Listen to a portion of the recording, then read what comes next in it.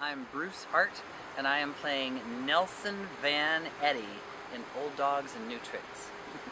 You know what I love about Nelson Van Eddy, seriously, is he always has the right thing to say, and it's always witty and it's bitchy and the perfect barb, and that's because it's the sort of thing you wish you had when you wanted to tell somebody off or come up with a witty comeback. But, you know, it's all in the script, so it's all there. The other thing I like about Nelson is he's always perfectly coiffed, perfectly turned out, and that's another, you know, thing in real life I can't achieve. So those are the things I like about him externally. And the thing I love about playing Nelson Van Eddy is just, it's so different than the types of parts I usually get. He's a mean, sassy, bitchy kind of a character, and that's very rare that I get cast in that type of a role. Well, I grew up in the Midwest. I'm from a little town in northern Michigan. Very creative parents. My father is he's a retired professor, but he's also a writer. My mother's a published writer of many, many books, including, she's still writing. She just came out with a book of fairly eclectic work called Why Mother Teresa is Going to Hell. So that's a pretty jazzy title. I majored in theater in college and really wanted to be a stage actor. Moved to New York for a while. Dropped out of school actually, and moved to New York for a while and studied. And I realized I don't think I'm ready for the Big Apple, so I went back to college, finished my degree. Did a lot of summer stock, and I didn't move to California, to Los Angeles, until quite late in life. I'm not going to say when, or you'll start trying to figure out how old I am, but I got here to Los Angeles and I landed a role on a television show almost immediately, playing a high school senior, and I was much older than that. I think what really saved me in terms of being an artist is when I discovered 99-seat waiver theater in Los Angeles. And that's literally what it is. It's theaters with 99 seats, and it's done under a union contract but with special permissions, so you don't have to pay people that much. And you can produce all this really unique stuff. So for many years I did that, and I got quite good at it. I built up quite a reputation in Los Angeles for some of my gay-themed theater. And then the next logical extension, of course, is independent movies and, of course, this web series, Old Dogs and New Tricks. And I was talking to Leon about it, and he called me the next day and he said, you know, I have this role in mind for you. Would you like to come on and play a villain? And I'm like, yes, I would. Oh my God. I'm like, that so rarely happens. I don't get parts like that.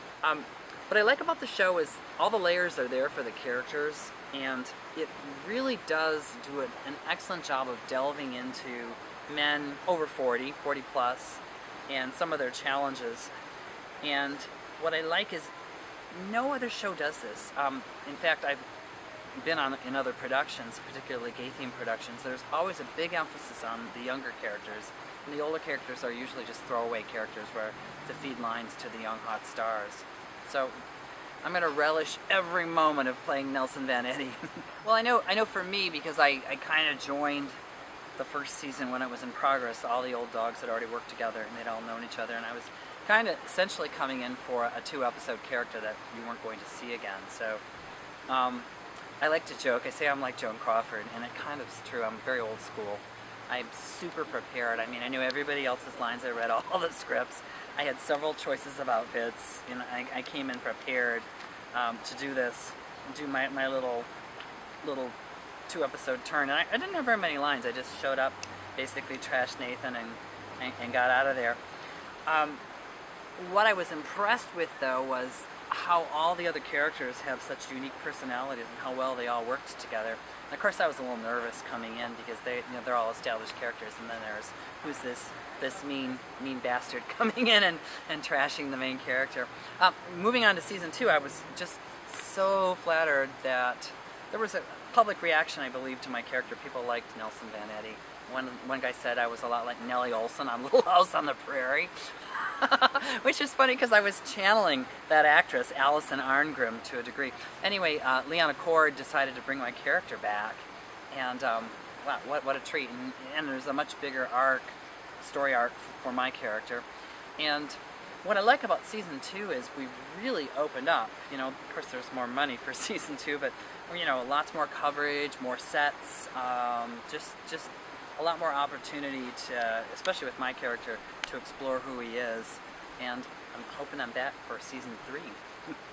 The other actors are just terrific to work with, and super professional, and I'm not saying this just because I'm on camera, but what I like is everybody comes to the set prepared, everybody knows how to hit their marks, and I have to be careful what I say here, but a lot of times, and especially in independent filmmaking, especially with the advent of digital, there's the opportunity to do many takes because you're not shooting film. I've experienced on other sets lesser experienced actors that don't necessarily know how to hit their marks, are less prepared, and you can go as many as 40 takes for one setup, one lighting setup, and that's really frustrating for the professionals. On this show, that's not the case. Everybody comes prepared. Everybody has his or her personality down. Well, it's not his or her, it's all his, right?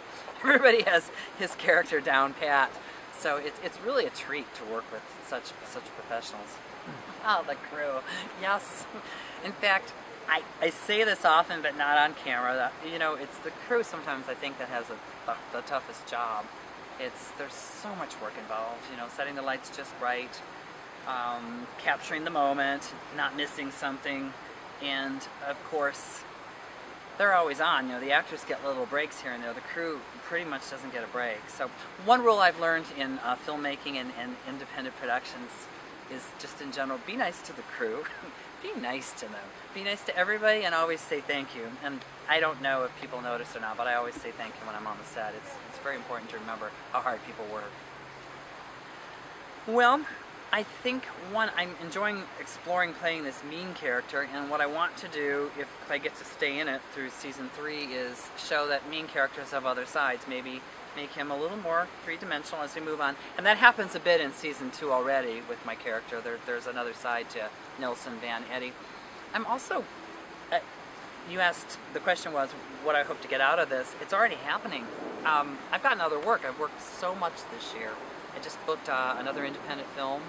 I'm doing a Canadian TV series, a couple episodes, and I booked 2 feature films, so it's already working. So what's going to happen is I used to play nice characters and neurotic characters and suicidal characters. I've died in so many different productions. I think probably now I'll start getting stereotyped as the nasty, bitchy character. Do I enjoy playing bitchy characters? Yeah, I do. And what I like about Nelson Van Eddy is he often gets his comeuppance. It isn't just he's mean and leaves, but there's always and I don't want to spoil anything here because I don't know where this interview is going to go, but several really unpleasant things happen to Nelson Van Eddy in this particular season 2. And I think there was a little bit of worry about, oh, are you sure you want this to do this? Are you ready for this, Bruce? I'm like, yes, bring it on. Oh, come on. It's fun. It's like getting a pie thrown in your face. I would do that. I want to see this show go on. I want to see it pick up more and more audience. And I don't know the statistics, but it already has a huge following. And I'd like to see it eventually become a feature film. And because I'm also a film producer and have a production company, I want to have a hand in seeing that come to fruition after season 3 or season 4 or season 5, however many seasons we have.